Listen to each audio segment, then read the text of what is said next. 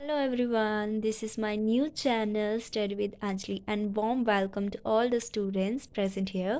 So आज का concept जो है बहुत ही इम्पॉर्टेंट कंसेप्ट है जो आपने थंबनेल में पढ़ ही लिया होगा. How to present your answer in examination. This is very important concept. अगर आपको क्वेश्चन का आंसर आता है तो आपको उस क्वेश्चन के मटेरियल को कैसे रिप्रेजेंट करना है, उसे कैसे हाईलाइट करना है, उसे कैसे अट्रैक्टिव बनाना है, वो आपको बहुत ज़रूरी है. अगर आपको क्वेश्चन आता है और आपको उसे रिप्रेजेंट करना ही नहीं आता तो आई डोंट थिंक कि आपको आउट ऑफ 6 4 ही मिल सकते हैं शायद. बट अगर आप चाहते हो आपको 6 आउट ऑफ 5.5 मिले या 6 आउट ऑफ 6 मिले, सो उसके लिए आपको उस तरीके से उसे रिप्रेजेंट भी करना पड़ेगा. ये बहुत ही इम्पोर्टेंट कंसेप्ट है. सो इसे हम ज़्यादा टाइम ना लेते हुए स्टार्ट करते हैं. सो अगर आपको कोई भी क्वेश्चन 4 या 6 मार्क्स में आता है तो उसे आपको रिप्रेजेंट करने में कैसा रिप्रेजेंट करना चाहिए. फर्स्टली आपको सबसे पहले कोई भी क्वेश्चन आता है तो उसका सबसे पहले मीनिंग लिखना होता है. मीनिंग बहुत इंपॉर्टेंट होता है. आपको मीनिंग पैराग्राफ जितना लंबा नहीं लिखना है, आपको सिर्फ 2 या 3 लाइन्स में उसका मीनिंग लिखना है. और मीनिंग कुछ इस तरीके से आपने लिखना है. मीनिंग का जो है जो टॉपिक जिसके बारे में आप मीनिंग लिख रहे हो, आप यहाँ पर मीनिंग भी लिख सकते हो और जिस चीज़ का आप मीनिंग लिख रहे हो उसका नाम भी लिख सकते हो. उसे अच्छे से हाईलाइट करने के बाद उसे 4 to 5 लाइन में आपने लिखा. ठीक है, ये आपने फर्स्ट क्वेश्चन का जो भी क्वेश्चन है उसका मीनिंग लिखा. सो अगर आपको उस क्वेश्चन का डेफिनेशन आता है तो डेफिनेटली आपको लिखना है. डेफिनेशन लिखने से एक जो क्वेश्चन का लुक है बहुत प्रेजेंटिव लगता है, बहुत अच्छा लगता है और अट्रैक्टिव लगता है. आपको अगर अगर आपको ये चीज़ आती है तो आपको डेफिनेटली ये लिखनी है. आपने डेफिनेशन लिखा, अच्छे से उसे हाईलाइट किया, उसके बाद आपने उसका ऑथर का नेम स्किप नहीं करना है. आपको अगर आपको ऑथर का नेम आता है तो आपने ज़रूर उसे हाईलाइट करके यहाँ साइड पे लिखना है. सो आपने मीनिंग लिखा, डेफिनेशन लिखा, उसके बाद जो मेन टॉपिक है आपने वो स्टार्ट करना है. मान लीजिए मुझे क्वेश्चन आया है right of consumer, explain the right of consumer. So आपने क्या करना है, सबसे पहले राइट ऑफ कंज्यूमर की हेडिंग को 2 लाइन्स में बड़े मतलब वो थोड़ा सा बड़ा लिखना है ताकि वो थोड़ा सा अट्रैक्टिव और दूर से ही पता चल जाए कि आपने उसको एक्सप्लेन करने जा रहे हो. सो आपने ये लिखा, उसके बाद आपने उसका फर्स्ट पॉइंट एक्सप्लेन किया, right to consume. Right to consume लिखा, उसको भी थोड़ा सा हाईलाइट किया, उसे एक्सप्लेन किया. अगर आपने यहाँ से स्टार्ट किया है और आपका कुछ जो एग्ज़ाम्स का पैटर्न का पेज है जो इसी तरीके का होता है तो आप साइड में आपको एक डायग्राम बनाने की जगह मिल जाती है. आप इसे यहाँ पर एक डायग्राम शो कर सकते हैं.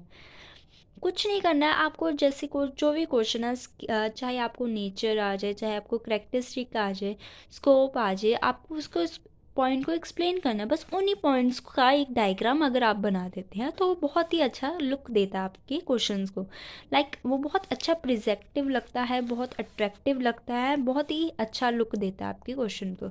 सो आपने डायग्राम लिख दिया.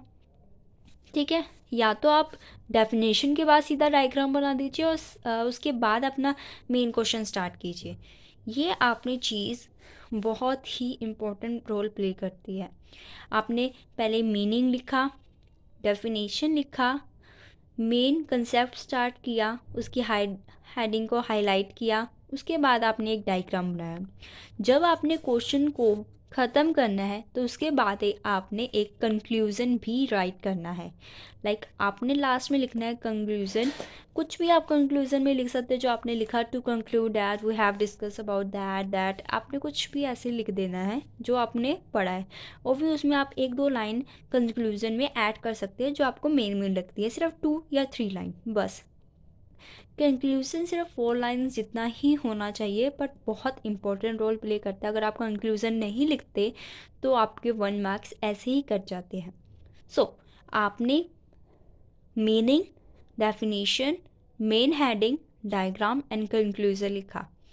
उसके बाद अगर आपके पास थोड़ा सा टाइम बचता है, ज़्यादा नहीं, सिर्फ 1 2 3 मिनट, आपको 1 2 थोड़े सेकंड देने हैं अपनी क्वेश्चन को अट्रैक्टिव बनाने की आपकी कुछ चीज़ें को हाईलाइट करना है।